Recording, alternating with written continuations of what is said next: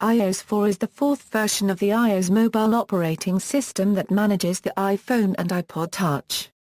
It was released on June 21, 2010, and was the first release to be renamed to simply iOS.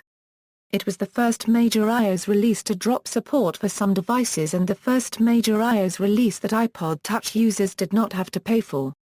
The iPhone 3G and second-generation iPod Touch lack multitasking capabilities and the ability to set a home screen wallpaper, while the iPhone 4, iPhone 3GS, third and fourth-generation iPod Touch have them. The iPhone and the first-generation iPod Touch cannot run iOS 4 and above. iOS 4.2.1, released November 22, 2010, added iPad compatibility. It was the last to support iPhone 3G and iPod Touch. iOS 4.0 was released to the public and supported only the iPod Touch and iPhone.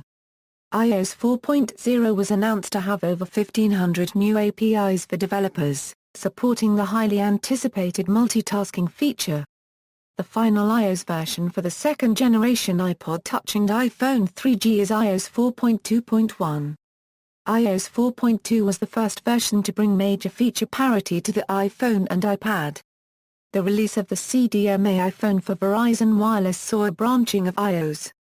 The 4.2 version sequence continued for the CDMA iPhone 4 while iOS 4.3 was released for all other products. Version history, portable iOS devices. Version history, Apple TV onwards.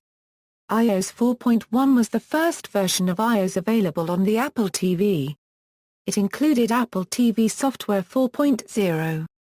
Problems: on the iPhone 3G, there can be some battery life problems.